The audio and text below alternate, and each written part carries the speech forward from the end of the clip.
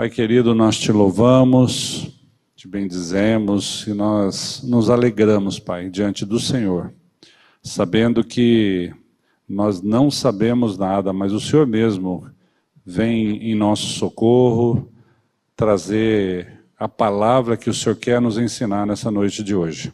Pedimos o teu cuidado, pedimos a tua direção sobre a nossa irmã Elaine, que vai trazer a palavra hoje, Pai, que o Senhor esteja usando a vida dela para a edificação da tua igreja, para a edificação do teu reino. Pai, louvado seja o teu santo nome por cada casal que está aqui e por cada casal que ainda vai ouvir essa mensagem e que essa palavra possa frutificar, Pai, na medida da tua boa vontade. E assim nós oramos, no nome doce e santo de Cristo Jesus. Amém. Amém. Boa noite, graça e paz. Como diz o pastor Glenn, estou com a mão gelada, estou mesmo. Ficar aqui na frente não é muito confortável. Mas dependo do Senhor. E vamos lá, vamos falar um pouquinho desse tema, casamento. E eu fico muito feliz que alguns casais vieram, né? Porque eu falo que é tão difícil a gente tratar das questões de casais, a gente foge, né, um pouquinho. Quando é de filhos é um pouco mais tranquilo, é verdade ou não? Quando fala casamento, a gente fica um pouco mais assustado. Então eu louvo a Deus pela vida de vocês. Meu desejo é que o Senhor me use para que da minha boca só saia aquilo que for para cura, edificação do corpo, da igreja. Que o Senhor me faça lembrar de tudo que eu estudei. E de que eu não lembrar, porque não era para que eu falasse para vocês. Amém? Então, vamos começar. Meu iPad também pifou hoje à tarde. Assim, tudo acontece, né? Então, eu quero começar falando um pouquinho para vocês que a pandemia, ela trouxe algumas dificuldades para a gente. Então, nós que trabalhamos com casais, nós vimos que muitos casais se separaram, né? Se divorciaram. Muitos casais nos procuraram para ajuda, porque eles tiveram que ficar um tempo maior em casa, não deram conta de olhar um para o outro, perceberam que não tinham muita intimidade, começaram a ver alguns problemas que eles não tinham visto anteriormente. Mas, da mesma forma, a pandemia ela trouxe para alguns casais momentos muito bons, né? Muitas famílias resgataram um tempo precioso junto com a sua esposa, com os seus filhos, olharam mais para aquilo que é prioridade na vida, reavaliaram valores. Então nós estamos vivendo um tempo difícil, ainda estamos em pandemia, né? Houve muitas mudanças, né? Antes nós podíamos sair, estar mais com as pessoas. Hoje nós estamos mais em casa, juntos. E isso trouxe mais conflitos no relacionamento conjugal, né? Eu vou tentar falar um pouco, focar mais no que Deus deu para que eu falasse hoje. Mas antes disso, eu preciso falar para vocês que me parece que a questão do casamento, se a gente for ver, nós temos tantos livros. Vocês já perceberam a quantidade de livro que fala sobre casamento? Se você for numa livraria, tem uma porção de livros. Parece que nós estamos o tempo inteiro buscando alguma coisa que nos ajude, né? Como se a gente estivesse procurando algum manual que nos ensinasse passo a passo como lidar com o casamento, com as dificuldades que nós encontramos no casamento. E nós ficamos buscando. Então, nós vamos em conferências. Eu gosto muito de ler. Então, quando eu vou numa livraria, eu sempre compro mais de um livro. Gosto muito de ler. E sempre eu observo que a quantidade é muito grande de livros sobre casamento. Mas eu percebo também que nós procuramos, não digo que esses livros não nos ajudam, eles são preciosos, nos ajudam. Mas nós buscamos tantas coisas e não buscamos no manual perfeito, que é a palavra de Deus. Então, o que eu quero tratar com vocês hoje é sobre esse manual. O que a Bíblia nos fala acerca do casamento. Então, nós vamos caminhar um pouquinho sobre o que a Bíblia fala sobre o casamento. E assim, eu percebo também que nós somos muito influenciados, né? Não sei se os homens, mas nós mulheres somos bastante pelos filmes, pela televisão, o que a gente vê por aí. E aí nós não nos reportamos à palavra de Deus. E ficamos em busca dessas coisas. E aí nós nos frustramos, porque nós ficamos com uma visão equivocada do casamento que não é real. Então nisso nós podemos pensar aqui que muitas pessoas entram no casamento de uma forma bem equivocada. Algumas mulheres se casam para sair das suas casas cheias de problemas. Outras se casam simplesmente porque acham que encontraram o príncipe encantado. Outras pensam que o casamento é igualzinho aquele casal, sabe, o casal 20, que vai ser um mar de rosas. Então nós casamos com muitos mitos, fora a bagagem que nós temos. E fora tudo isso, nós temos muitas diferenças que foram dadas por Deus, mas o pecado veio e fez uma baderna nisso. E hoje nós lutamos contra essas diferenças que foram dadas por Pai, para nós de serem homens e mulheres. E nós lutamos, ao invés de aprendermos com essas diferenças. É bem o que acontece hoje, é ou não? Olha só, prestem atenção. É uma instituição divina, ordenada por Deus, no qual o homem e a mulher firmam um compromisso. Vocês têm visto isso hoje? Os casais têm tido compromisso? Vamos lá, me ajudem. Vocês têm visto isso? Há um compromisso hoje? Então, nós vemos que a sociedade está completamente perdida. Pode passar, por favor? O casamento, ele constitui, o casamento e a família constituem a célula básica da sociedade e o primeiro marco relacional de todo ser humano. Pode passar, por favor? A família concede sentido de identidade, raízes e de pertencer. Pode passar. Entretanto, a desintegração familiar e a quase nula valorização do conceito do casamento são uma triste evidência de um modelo social que apresenta grande fragilidade. A abertura em favor dos direitos do indivíduo fez descrever o valor do conceito de compromisso e entrega, e como consequências, o casamento e a família são as primeiras vítimas de uma sociedade mais preocupada com os direitos pessoais e com a independência do indivíduo do que com as relações estáveis e significativas. Bom, me parece que hoje nós temos um relacionamento mais utilitarista.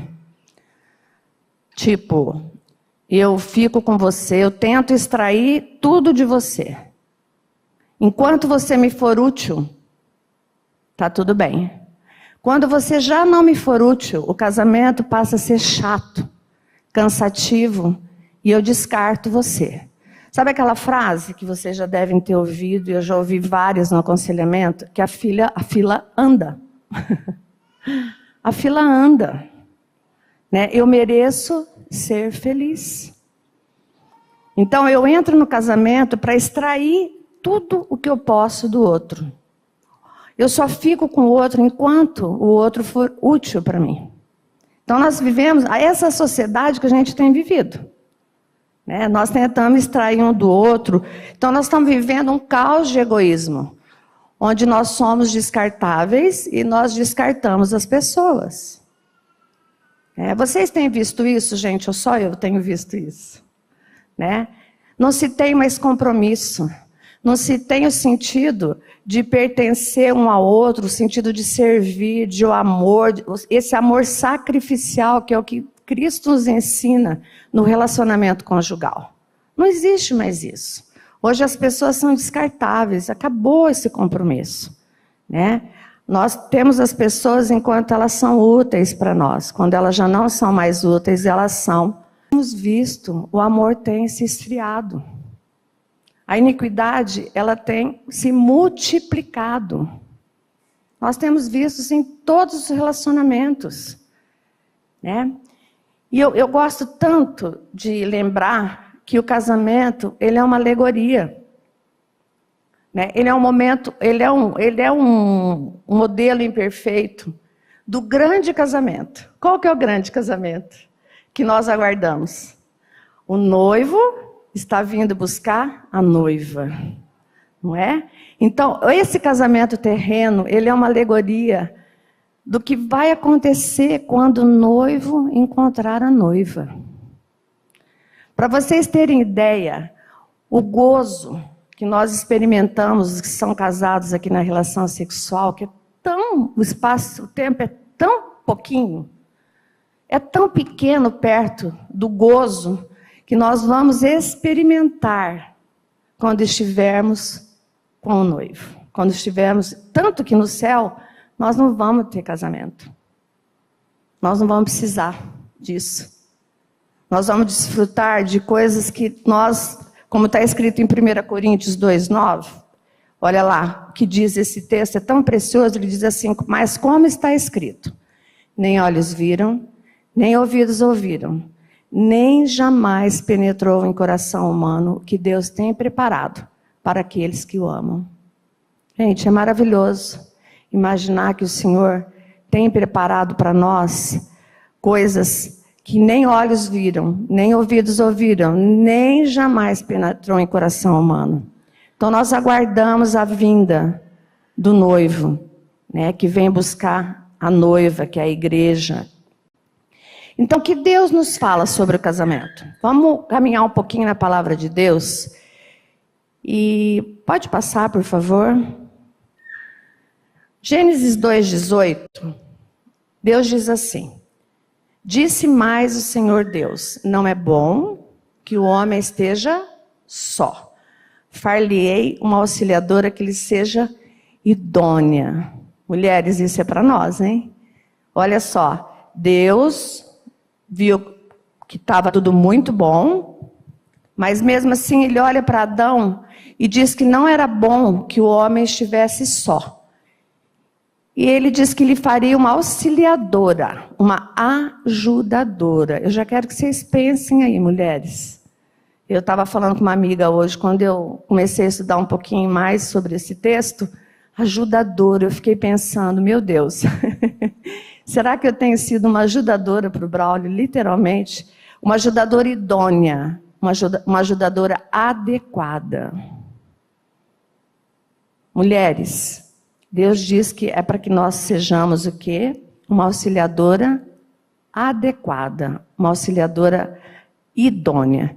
Então, quando Deus pediu para que Adão desse nome para todos os animais. Pode passar o próximo, por favor? Vamos ler o texto inteirinho para a gente comentar um pouquinho sobre esse texto.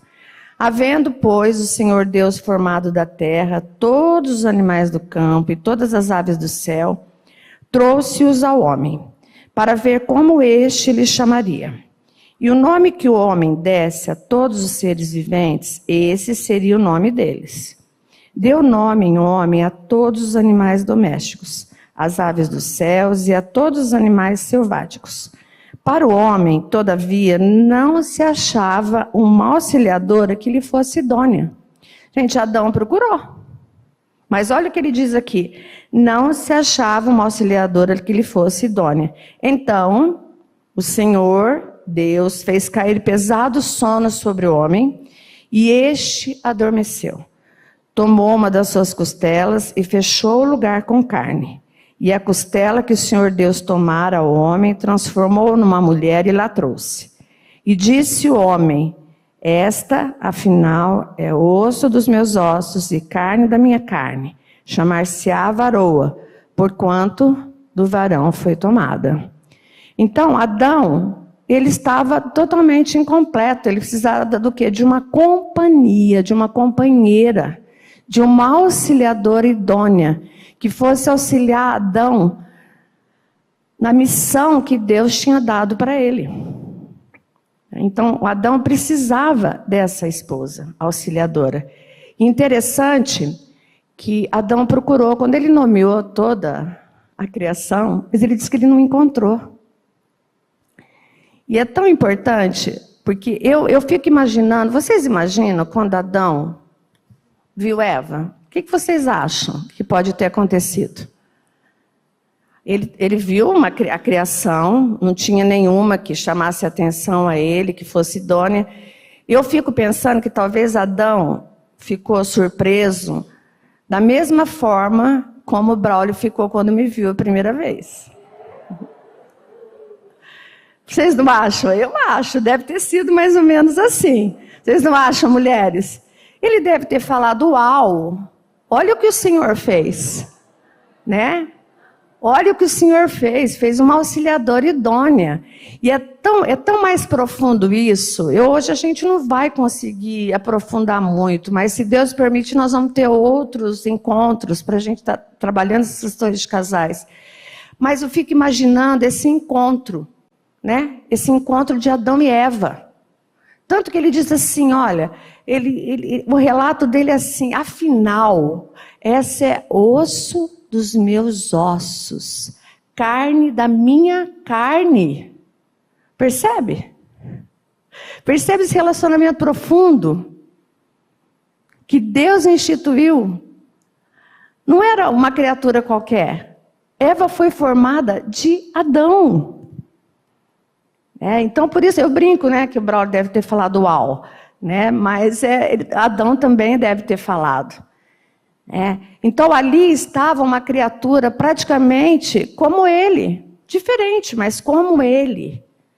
Já havia ali uma identificação, uma semelhança, que, num nível bem mais profundo do que uma personalidade de homem e mulher. Então, o Novo Testamento, ele aplica muito essa verdade. Está lá em 1 Coríntios 11, acho que eu não coloquei esse versículo, não. Que diz que o homem foi criado por causa da mulher. Que o homem não foi criado por causa da mulher, e sim a mulher por causa do homem. Vocês sabiam, mulheres, que nós somos criadas por causa do homem? Por causa do homem que nós somos criadas, né? Então, o homem, ele precisa de ajuda. E a mulher precisa ser essa ajudadora. Tá ali, 1 Coríntios 11, 8, obrigado. Porque o homem não foi feito da mulher, e sim a mulher do homem. Percebem a ordem? Gente, Deus criou todas as coisas na perfeita ordem. Nós é que tentamos inverter a ordem. Mas Deus criou tudo numa perfeita ordem da criação. Então, o homem precisa de ajuda da sua mulher. Então, ele precisa de uma auxiliadora à altura, né? Uma auxiliadora idônea. Uma auxiliadora que realmente possa estar com ela em todo o tempo. E aí, essa auxiliadora idônea. Aí vocês estão lá em casa, trabalharam o dia inteiro em casa. O Eric disse que não é para ficar aqui, é para ficar aqui, peraí. Não é ficar preso aqui. Vocês têm que ficar em casa, trabalharam o dia inteiro, estão cansadas. Aí teu marido chega em casa, cansado, e pergunta assim para você, o que tem para comer? E você fala assim para ele, não sei, se vira. Vai lá na geladeira, vê o que tem. Né? Talvez vocês não façam isso, mas talvez tenha alguma vizinha, alguém que faça, não sei, uma prima, né? Mas vocês também estão cansadas, né? Quando esse marido pede para que você passe uma camisa para ele, quando você já passou um monte de coisa, mas ele quer aquela camisa. Aí você fala assim para ele, não vou passar, não. Passa, se você quiser, você passa. Eu estou falando de coisinhas básicas. Não estou nem entrando em outras coisas. Quando o teu marido chega em casa, cansado, teve um dia difícil no trabalho dele. E dizem aí as más línguas que os homens falam pouco. Não sei se todos falam pouco, mas a maioria fala pouco. E ele chega em casa com muita vontade de falar para você das dificuldades dele. E ele começa a falar meio assim, você fala para ele, fala logo, você está demorando demais para falar. Percebe? Se identifica aí alguma coisa assim? Um ali fora já falou para mim, se tiver problema no casamento é culpa minha. Falei, não, não vai ser assim não. Então, olha só, essa coisa da gente, do individualismo, a gente olhar para cada um individualmente. O casamento, gente, quando alguém falou para vocês que o casamento para o outro fazer a gente feliz, e é bem para isso mesmo. Não que a felicidade, nós não vamos buscar cada um individualmente a felicidade, mas o Braulio tem que ter em primeiro plano cooperar para que eu seja feliz. E a mesma coisa eu com o Braulio. Isso não quer dizer que eu também vou cuidar das minhas questões para que eu encontre a felicidade. Mas dentro do casamento, eu casei para fazer o meu marido feliz e ele se casou para me fazer feliz. É um servir ao outro. Precisa existir isso no casamento. E olha, a gente tem trabalhado com casais, ninguém cede mais nos casamentos. Ninguém tem paciência um com o outro. Ninguém é longânimo um com o outro. Existe competição o tempo inteirinho. É uma briga por direitos. Por deveres não, tá? Mas a briga é maior por direitos. Eu tenho direito, você não tem. Eu não mereço, você merece. É o tempo inteiro. E logo depois da criação da mulher, né, continuando um pouquinho, Deus institui o casamento. Gente, o casamento não é invenção de homem nenhum. Olha o que diz aí em Gênesis 2:24. Por isso, deixa o homem pai e mãe e se une à sua mulher, tornando-se os dois uma só carne. O casamento nasceu no coração de Deus. Aí hoje eu estava pensando, falei, será que Deus brincou? Será que Deus está brincando com a gente? Instituiu o casamento e falou, olha, agora eu vou colocar a Elaine e o Braulio, né? Os dois vieram, têm histórias diferentes, né? Tem diferenças de homem e mulher, isso já traz muita dificuldade no relacionamento. Eles têm as histórias, as tradições, as histórias familiares. Agora eu vou colocar esses dois juntos para que eles briguem o tempo inteiro e tenham competição o tempo inteiro e sejam infelizes a vida inteira. Gente, esse não é o plano de Deus para o casamento. Esse não é o plano de Deus para o casamento. Deus instituiu o casamento. E nós vamos ver qual é o propósito de Deus para o casamento, né? E olha, antes disso nós vamos ler esse versículo que diz assim, Salmo 127:1. Se o Senhor não edificar a casa, em vão trabalham os que edificam. Então não adianta você tentar, né, pegar um livro passo a passo e não ter o teu casamento sobre a rocha, que esse casamento não vai prosperar. Hipótese alguma. Né? Aquilo que, se o Senhor não edificar, em vão trabalham os que a edificam. Então, sobre qual terreno nós temos edificando, em qual terreno estamos edificando o casamento? Será que é sobre areia? Vamos dar uma passadinha. Eu coloquei alguns temas aqui para vocês darem uma olhada como está a sociedade. Né? Olha lá. Esse é um retrato pequeno da sociedade hoje. Nós temos desvalorização social do casamento, ausência de estruturas de autoridades. Temos vários modelos familiares, que eu acho que talvez a Cota vai falar um pouco, não sei. Popularização do divórcio, crise masculina. Machista.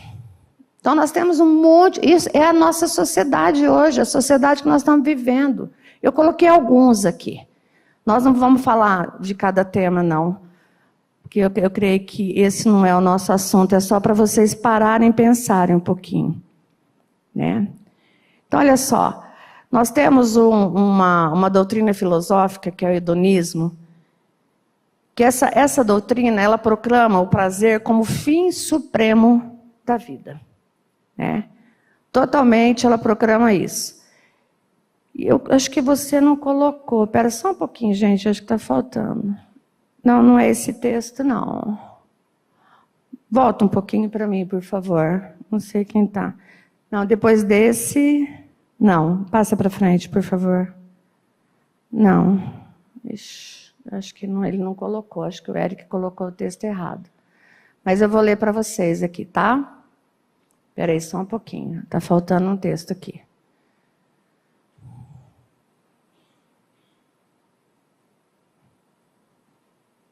Só um minutinho, tá? Bom, voltando aqui.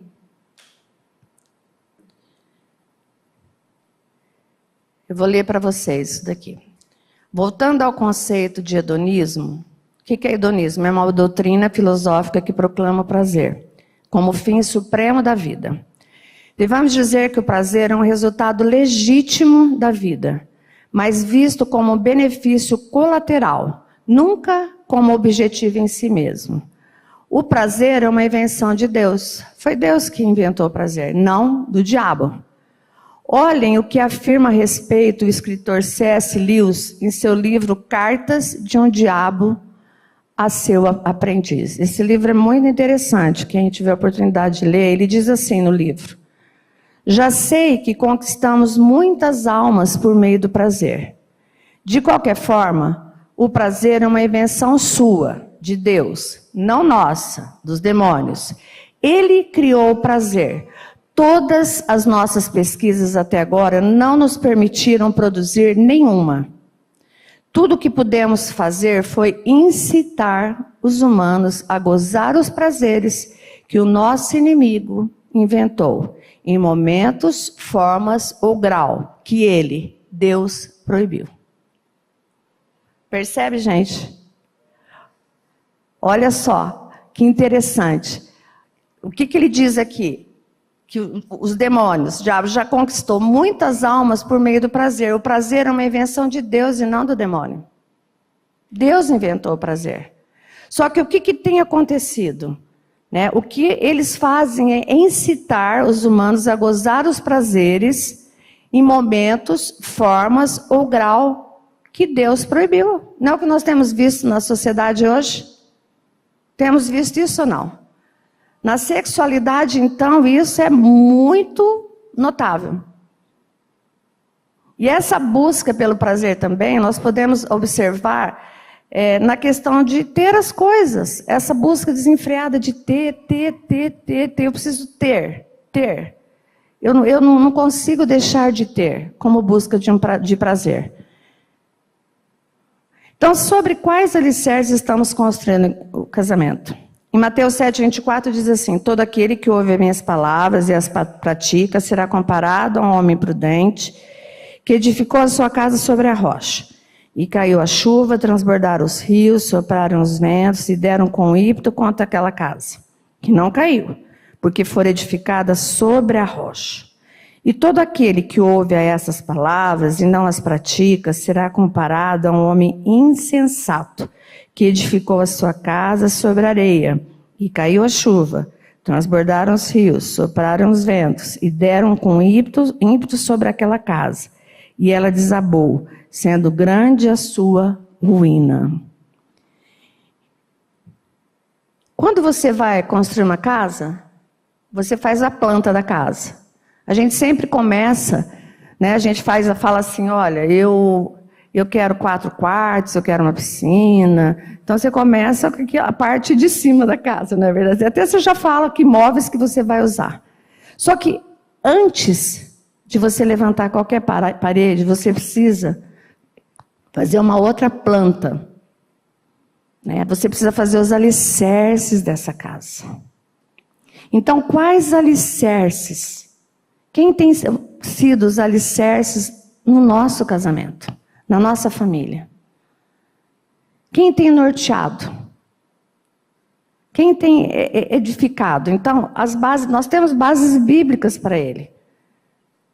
Para tudo isso. Então, nós precisamos voltar para a palavra de Deus e ver o que o Senhor diz sobre isso. Nós precisamos conhecer esse terreno adequado, essa rocha. Porque nós não somos um acidente cósmico. O universo e tudo que acontece com nós, no casamento, na nossa família, tem uma ordem. Que Deus, uma ordem natural de criação do mundo que Deus fez. Então nós temos 3 propósitos do casamento que eu quero colocar aqui para vocês. O primeiro propósito é refletir a imagem de Deus. Gente, nós precisamos ter isso no nosso coração. na nossa mente e no nosso coração. Que esses são os alicerces, as bases, para a gente, depois disso, poder conversar um pouco sobre comunicação, diferença de gênero, outras coisas que são importantes no relacionamento. Mas sem essa base, não tem como a gente conversar sobre isso. Então, a primeira coisa é refletir a imagem de Deus. Né? Vocês já viram, até eu tinha pedido uma foto, mas acho que também não vai estar a foto aí. É como, sabe aquelas fotos que você vê uma montanha, e você vê a montanha refletida no lago? Ah lá, opa, tá aí a foto. Tá aí a foto, olha lá. Gente, deveria ser isso daí, né? Olha só, a montanha fica refletida com perfeição no lago. Então, Deus é amor, não é amor? Deus não é amor? Então, e o casamento é o único lugar em que o homem e uma mulher podem viver a sua máxima expressão. Então, é no casamento, não tem outro lugar. Quem é o teu mais próximo? Quem é teu mais próximo, Fernando? A Cristina. Quem é o mais próximo da Cristina? O Fernando. Então, é no casamento é onde nós podemos viver com intensidade, né? A máxima expressão de um amor um para com o outro. E assim refletir a imagem de Deus, porque Deus é o quê? É amor. O segundo propósito, suprir a solidão. Né? Eva foi criada porque Adão estava o quê? Sozinho. Então, nenhum ser humano está preparado para ser sozinho. Solitude é importante na nossa vida. Nós temos momentos de solitude, mas solidão não é bom para ninguém. Né? E companheirismo. O casal precisa ser companheiro. Hoje eu estava perguntando para o meu marido, falei, Braulio, o que é tão importante para você, né? Conversando com ele sobre o que ele acha que é tão importante. Ele falou para mim, amizade e também companheirismo. Então, o que é companheirismo? Né? A palavra etimológica de companheirismo significa comer pão. Isso para mim é tão precioso, porque eu venho de uma família italiana. Então, comer pão em volta de uma mesa é o que eu mais gosto de fazer. Eu tenho uma lembrança muito boa dos almoços na minha casa. A gente emendava almoço e café da tarde. E isso a gente ia conversando ali, ia, né, confabulando. E nisso a gente estava em comunhão. As relações, elas ia se criando intimidade. Isso era muito precioso. E hoje nós temos visto que nem as refeições os casais não fazem juntos mais. Você sabe que é uma coisa que lá em casa nós erramos bastante, mas tem uma coisa que nós temos 37 anos de casado. E desde que nós nos casamos, eu e o Braulio, a gente tinha como meta de pelo menos uma refeição fazer juntos. E essa refeição em casa é o almoço. E é tão interessante, porque em 37 anos, tem dia que eu ligo para ele e falo assim, Braulio, eu estou super atrasada. Pode almoçar, mas ele não almoça. São raras as vezes que ele almoça. E a mesma coisa comigo. Né? É o único momento que a gente tenta ficar junto. E assim são com os nossos meninos. Né? Agora nossos moços, né? Nem estão em casa mais. Mas assim, é aquele tempo importante da gente estar conversando, da gente estar junto, da gente compartilhando, apesar das dificuldades do dia a dia e da correria de todo mundo.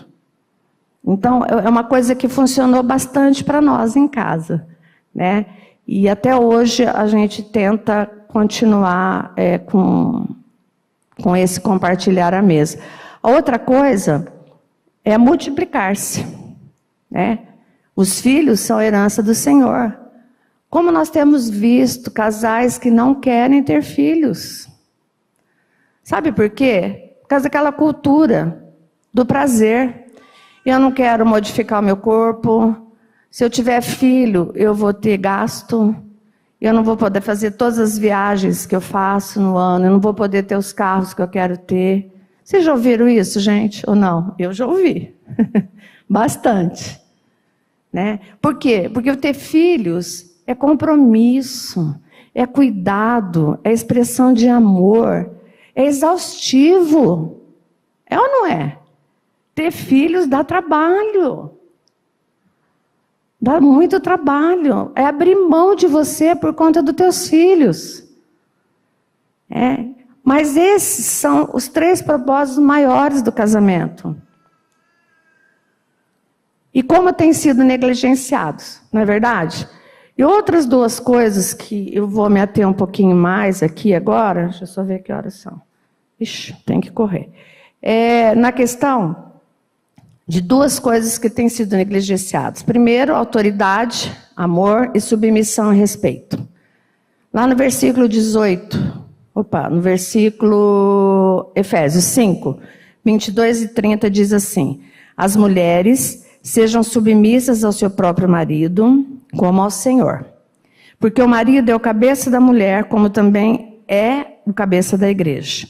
Sendo este mesmo o salvador do corpo, como porém a igreja está sujeita a Cristo, assim também as mulheres sejam em tudo submissas ao seu marido. Maridos, amai vossa mulher, como também Cristo amou a igreja e a si mesmo se entregou por ela, para que a santificasse, tendo-a purificado por meio da lavagem de água pela palavra, para apresentar a si mesmo igreja gloriosa, sem mácula, nem ruga, nem coisa semelhante, porém santa e sem defeito. Assim também os maridos devem amar sua mulher como ao próprio corpo. Quem ama a esposa, a si mesmo se ama, porque ninguém jamais odiou a própria carne, antes a alimenta e cuida, como também Cristo faz com a igreja, porque somos membros do seu corpo. Mulheres, essa palavra submissão, quando fala, dá um arrepio, não dá? Ou não? Ou não? Quando nos cursos de casais lá em casa, nessa lição da submissão, a mulherada fala que não vai, que vai faltar no dia. Mas quando a gente começa a olhar para a palavra de Deus e aprender do Senhor o que é a submissão, ela é uma bênção na nossa vida. Ela é uma bênção. Então, a submissão está relacionada com o fato de que a mulher apoie e reforce o seu marido. Está muito longe de ser capacitismo, gente. É longe disso, né? Tem mais a ver com o fato de a gente apoiar e reforçar o nosso marido. Porque, mulheres, eu vou dizer uma coisa para vocês. Nós, mulheres, temos a capacidade, infelizmente, né? Vamos lá, vamos colocar o texto. Olha lá o que diz Provérbios 14:1. O que diz esse versículo aí? Diz, espera só um pouquinho. A mulher sábia edifica a sua casa, mas a insensata com as próprias mãos a derriba. Mulheres, nós temos essa capacidade. A nossa insensatez faz com que nós destruamos a nossa casa. Então, nós precisamos pedir sabedoria para o Senhor. Como podemos ajudar os nossos maridos? Como nós podemos edificar o nosso lar? Então, submissão nada mais é do que respeitar os nossos maridos. Eu quero perguntar uma coisa para vocês, homens, aqui. O que vocês esperam das mulheres? Sejam sinceros. Vocês esperam que as mulheres amem muito vocês ou que elas respeitem mais vocês? Quem acha que é respeito, levanta o braço. Respeito. Isso? O que vocês acham mais importante? Respeito? Isso é importante para vocês, homens? É ou não? É muito importante ou é pouco importante? É muito importante, né? Eu tenho ouvido muito dos homens que o respeito é muito importante. Os homens, eles precisam ser respeitados. Então, olha só, quando você... Nós apresentamos aos nossos filhos a figura paterna. E quando nós não respeitamos os nossos maridos, nós estamos ensinando os nossos filhos a não respeitarem a autoridade dos nossos maridos em casa. Isso é muito sério. E nós temos colhido frutos disso. Na nossa sociedade, nós temos colhido frutos. Então, e o feminismo, ele tem vindo e tem deformado essa autoridade. E é uma autoridade que foi constituída por Deus, não foi por nós. Então, em matéria do governo, gente, na família, o homem é e sempre será o cabeça. Guardem isso, mulheres. O homem é o governo, ele governa, ele será o cabeça. Essa ordem foi estabelecida por Deus. O marido foi constituído autoridade por Deus. Então, como na prática, para a gente pensar um pouco na prática aqui, como que as mulheres podem respeitar os maridos? Então, vamos lá, né? Primeiro, não usar de palavras que depreciam os homens. Nós depreciamos os homens, né? Na frente dos nossos filhos e para ele mesmo. Gente, a língua de uma mulher, ela é tão feroz, ela pode destruir um homem com palavras. Peçam para Deus cuidar da nossa língua. Que nós podemos destruir um homem, deformar um homem com aquilo que nós falamos para um homem. Elogiem o marido de vocês. Elogiem o trabalho que eles têm. Elogiem o que eles têm feito por vocês. Olha o que diz o texto em Efésios 4:31. Longe de vós toda amargura e cólera, ira e gritaria. Gente, tem mulher que grita o tempo inteiro em casa, e grita com os filhos, e grita com o marido.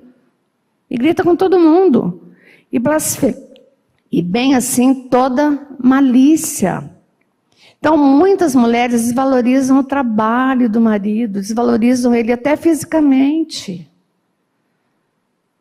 Não compare o seu marido com o outro, gente, isso é destruidor. O teu marido é único. Deus deu esse marido para você. Outro dia a Cota falou, cada um tem o tirano que merece. Foi esse que Deus deu para você. Você está sendo transformado à semelhança e imagem de Deus através do convívio com esse tirano. Olha, tem um versículo, eu estou correndo um pouquinho aqui.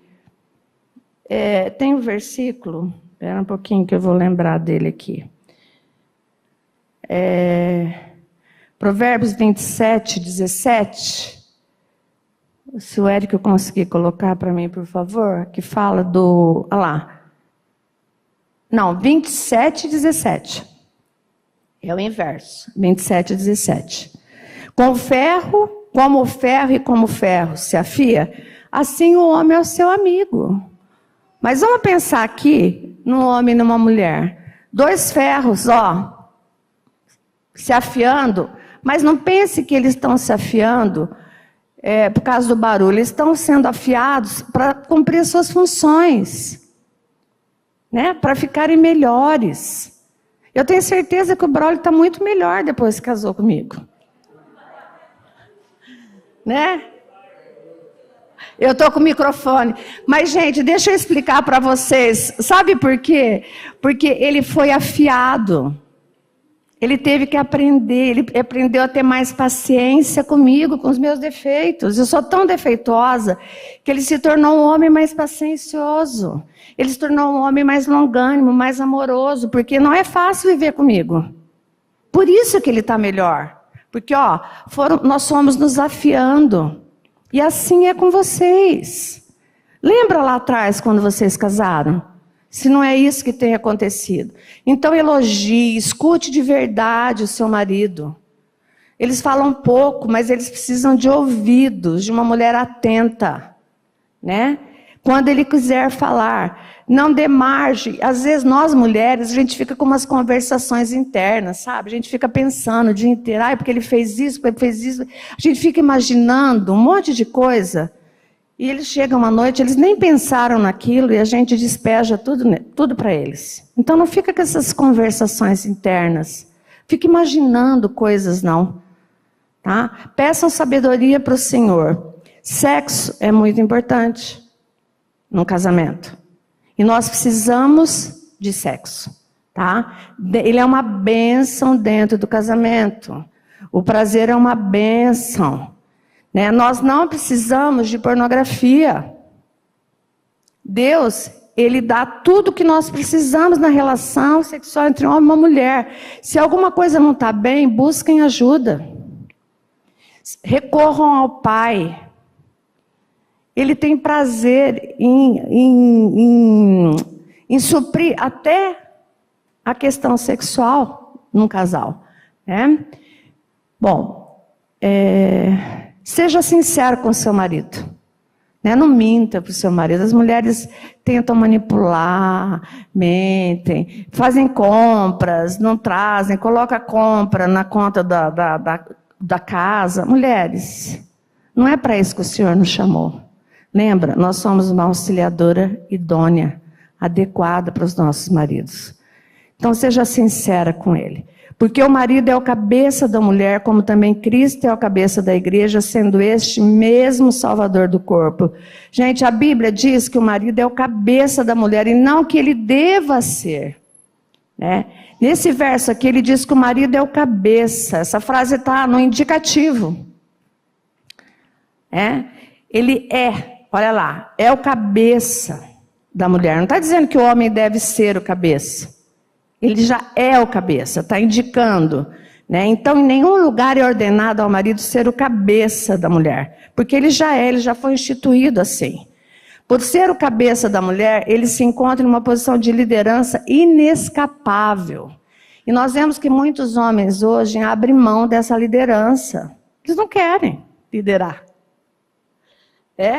E aí, quando um homem se recusa a liderar a sua esposa e liderar a sua família, né, o que vai acontecer? São pais ausentes, as mulheres vestem calça, né, há uma confusão de gênero na família, porque tem muitos homens que negam, não querem liderar a sua esposa. Então, nós precisamos entender um pouquinho isso, que ele é o cabeça. Então, ser o cabeça é uma bênção, porque ser o cabeça da esposa implica em responsabilidade. Ser o cabeça implica de que esse homem vai proteger essa esposa, vai cuidar dessa esposa, vai amar a esposa como Cristo amou a igreja. Isso dá trabalho, não é fácil. E ele vai suprir as necessidades, né, dessa família. Eu estou correndo um pouquinho aqui. Aqui, indicativo, né, uma informação de um fato, não há nenhum dever nele. E imperativo é uma ordem, ela nos diz o que devemos fazer. Então, quando Deus diz para os maridos amarem as suas esposas, aqui ele está dando uma ordem. Está no imperativo. Já não é mais indicativo. Aqui Deus está dando uma ordem aos homens para que os homens amem as suas esposas assim como Cristo amou a sua igreja. Olha lá. Maridos, vós igualmente vivei a vida comum do lar com discernimento e tendo consideração para com a vossa mulher como parte mais frágil. Tratai-a com dignidade, porque sois juntamente herdeiros da mesma graça de vida, para que se não interrompam as vossas orações. Difícil nesse tempo de hoje imaginar as mulheres frágeis, né? Essas mulheres empoderadas que tem hoje, essa busca pelo poder, mas a palavra de Deus não diz isso. A palavra de Deus aqui que a gente tenha consideração para com essa mulher como parte mais frágil. Mulheres, por mais que nós somos capacitados a fazer muitas coisas, nós somos a parte mais frágil. Reconheçam isso diante do Senhor. E deixem-se ser cuidadas pelos seus maridos, protegidas pelos seus maridos. Porque isso é agradável ao Senhor. Então, como os homens podem, né, na parte prática, né, vamos aqui como na parte prática, como os homens podem também amar a sua esposa. Primeira coisa, liderando a sua esposa, né? Assumindo as suas responsabilidades, né? Sendo marido e não filho. Porque muitos homens são filhos e não são maridos. Casam, mas continuam sendo filhos. Né? Sendo provedor. Proveito, não importa o quanto você tem, de dinheiro, mas importa a tua disposição e intenção de trabalhar para prover a sua família. Muitos homens hoje não querem trabalhar. Entendo que muitos homens hoje estão passando por crises financeiras, falta de trabalho, mas é um tempo. Elogia suas esposas pelos seus trabalhos, mesmo aquelas que trabalham em casa, elas estão te auxiliando, mesmo em casa. Quanto trabalho não tem em uma casa? Tem ou não tem, mulheres? Tem muito trabalho.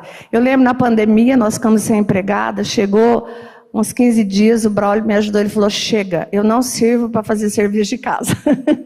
Ele arriou rapidinho, ele me ajudou. Né? Mas ele falou, ai não, esse serviço não é para mim. Não estou dizendo que os homens não vão ajudar, os homens vão ajudar as suas esposas. Né? Então não seja grosseiro, as mulheres não suportam homens grosseiros. Elas são frágeis. Apesar delas se mostrarem tão, né? Mas elas são frágeis. Elas não suportam, falam que as amam. O desejo maior das mulheres é ser amadas. Elas precisam ter certeza do teu amor. A tua esposa é prioridade para você? Se ela é prioridade, fique mais tempo com ela. Lidere o seu lar tendo como modelo a liderança do Senhor Jesus. Né? Ouvir a palavra de Deus e colocar em prática, esses são alicerçar na rocha, é a base, é tudo. Vai vir tempestade, gente. Já deve ter vindo aí, né? Vai ter ventos fortes, terremotos, doença, desemprego, tudo isso vai chegar. Eu gosto quando tem um estudo legal que fala sobre as estações do casamento, né? Então, não é todo verão, vai vir outono, vai vir inverno, e aí? Como vai ser? Aonde eu e vocês vão buscar ajuda? Aonde nós vamos, né, encontrar soluções? Com quem a gente vai se aconselhar? Eu quero contar isso para vocês, já estou encerrando. Logo que eu comecei a fazer uns cursos de aconselhamento, trabalhar com casais. Eu tinha uma amiga aqui na igreja, ela caminhava comigo. E na época, literalmente caminhava. E na época, ela passou por um problema sério de um adultério. O marido adulterou. E eu fiquei muito indignada. Muito indignada na época. E eu fui uma péssima conselheira para ela. Eu lembro que ela falava assim para mim, eu estou esperando no Senhor, o Senhor disse que é para que eu espere. Eu falava assim para ela, você está louca. Ele ainda não saiu da tua casa, está tendo relacionamento com a outra, e você ainda lava as cuecas dele. Gente, eu falava desse jeito para ela. Deus estava trabalhando no meu coração, porque eu não tinha esperança nenhuma naquele casamento. E para a gente trabalhar com casais, a primeira coisa que a gente precisa ter é esperança e crer de que Deus faz milagres. Passou um tempo, Deus foi trabalhando comigo. E eu pude ver um milagre na vida daquela moça e daquele rapaz. Eles estão casados até hoje, eles têm filho, Deus restaurou o casamento deles. E a moça, que foi o motivo lá que adulterou, conheceu o Senhor Jesus, creu na palavra, hoje é casada. E eu pude ver isso, experimentar. Deus me fez ver essa situação para que eu aprendesse com Ele, que Deus é o mesmo Deus que ainda faz milagres. Então, eu estou contando isso para vocês porque essa moça, eu ainda tenho amizade com ela, convivo com ela, e eu vejo, eles estão caminhando na palavra, e eu vejo quantas coisas o Senhor já fez na vida deles. Foi um tempo difícil, né? Um tempo de restauração difícil, mas Deus restaurou e Deus continua fazendo isso. Então, Não interessa o que você está vivendo hoje no teu casamento. Pode ser que hoje vocês estejam passando por uma crise, ou então não. Pode ser que o vinho também, né, já esteja acabando. Ou pode ser que ele esteja ainda aí com muito vinho. Mas não importa como você esteja, porque o Senhor está interessado em fazer um milagre hoje, na vida de cada um de vocês. Deus, Ele é especialista em restaurar os nossos casamentos. Convide Ele hoje para ser a rocha, para ser esse alicerce firme. E aqui, para a gente encerrar, nós temos um texto em João 2, 1, 11, que por incrível que pareça, Jesus fez o primeiro milagre aonde, gente? Em um casamento. Será que foi à toa? Vocês acham que Deus tem interesse no casamento ou não? E olha o que diz aqui o texto. 3 dias depois houve um casamento em Caná da Galileia, e estava ali a mãe de Jesus, e foi também convidado Jesus com seus discípulos para o casamento. E tendo acabado o vinho, a mãe de Jesus lhe disse: eles não têm vinho.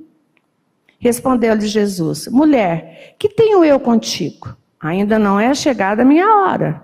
Disse então sua mãe aos serventes: fazei tudo quanto eles vos disser. Ora, estavam ali postas 6 talhas de pedra para as purificações dos judeus, e em cada uma cabiam 2 ou 3 metretas. Ordenou-lhe Jesus: enchei de água essas talhas. E encheram-nos até em cima. Então lhes disse: tirai agora e levai ao mestre-sala. E eles o fizeram. Quando o mestre-sala provou a água tornada em vinho, não sabendo de onde era, se bem que o sabiam os serventes que tinham tirado a água, chamou o mestre-sala ao noivo e lhe disse: todo homem põe primeiro o vinho bom, e quando já tem bebido bem, então o inferior. Mas tu guardaste até agora o bom vinho. Assim deu Jesus início aos seus sinais em Caná da Galileia, manifestou a sua glória, e os seus discípulos creram nele. Esse texto é maravilhoso, né? Nós podemos um dia trabalhar um pouco mais, mas hoje nós não temos tempo. Então o vinho tinha acabado. O casamento naquela época, a festa durava em média uns 7 dias. Né? E é interessante que Jesus ali transforma a água em vinho, mas ele transforma num vinho muito melhor do que o vinho que tinha acabado. E assim é ele na nossa vida. Se vocês acham que o vinho tá bom, eu quero dizer para vocês que o dele é muito melhor. Supera qualquer vinho que vocês possam ainda estar experimentando no casamento de vocês. Então busquem o Senhor. Convidem o Senhor para fazer parte, para que Ele seja o sustento do casamento de vocês. Porque Ele pode transformar água em vinho. E é tão interessante que transformar a água, eu fiquei pensando hoje que Jesus já estava na festa. Ele já tinha sido convidado, não tinha? Ele estava lá. Ele estava na festa. E aqueles serventes obedeceram. Eles não ficaram perguntando: para que água? Para que fazer isso? Não. E eu fiquei pensando, nós precisamos ser obedientes à palavra de Deus. Quando Deus diz para que a gente faça, nós façamos. Deus já nos deu, dentro da palavra de Deus, Deus nos dá algumas ordens. Se nós não temos capacidade, nós podemos pedir para Ele para que Ele nos capacite. Agora nós ficamos floreando, a gente fica assim: será que é para fazer isso? Mas eu não sei se é bem assim. Né? Eu falo que a gente coloca florzinha na palavra de Deus. Não é para colocar florzinha na palavra de Deus.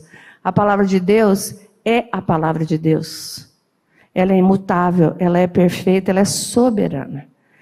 Então, nesse momento, eu gostaria que vocês, lembra a perguntinha lá do começo? Como está o seu casamento? Eu queria que você perguntasse para você agora: como está o teu casamento? Como que está o seu casamento? Pensem nisso. Como está o teu casamento? Depois de tudo que nós conversamos um pouquinho aqui. Como será que está? Será que pelo menos a gente está no caminho certo? E eu queria que você olhasse agora para a tua esposa, os que estão aí com esposa, olha você olhasse para ela, e não precisa falar nada não, mas só olha para ela, olha um pouquinho para ela, olha para ela e tenta lembrar, tente lembrar, olha para essa mulher aí, e se coloquem diante de Deus, para que esse casamento seja para a honra e glória de Deus. Que vocês possam viver tudo que Deus tem feito para o casamento. Hoje aqui, lembrem que o nosso casamento na terra é uma alegoria do grande casamento que nós vamos ter da noiva e Cristo. E nós precisamos expressar isso para a humanidade. Nós estamos aqui para isso ainda. Para que outras pessoas olhem para o nosso casamento, com todas as imperfeições e defeitos que nós temos, eles olhem para o nosso casamento e falam, olha, essa união reflete a glória de Deus. Que Deus possa fazer isso na vida de vocês e na minha vida, e eu quero orar com vocês. Desculpa, eu corri um monte, mas eu quero orar com vocês nesse momento. Vamos orar, vamos baixar a cabeça um pouquinho. Pai Santo, Pai bendito, o Senhor nos conhece. O Senhor sabe que por nós somos terríveis, nós somos imperfeitos, nós mulheres falamos demais, temos dificuldades em ser submissas, temos dificuldades em honrar os nossos maridos. Pai, nós te pedimos em nome de Jesus, que o Senhor nos capacite para a tua honra e para a tua glória. Pai Santo, também nós te pedimos pelos maridos, que o Senhor dê, Pai, para eles, que eles possam ter entendimento, que eles são cabeça, para que eles tenham condição, capacita-os, Pai, a liderar o lar, capacita-os, Pai, dê entendimento, para que eles assumam o compromisso com a sua esposa, com a sua família, e que eles liderem, tendo como modelo o Senhor Jesus. Pai Santo, muito obrigado por cada casal aqui, que o Senhor continue os abençoando, e que o Senhor possa realizar um milagre em cada casamento aqui, e é no nome santo e precioso do Senhor Jesus que nós oramos, amém.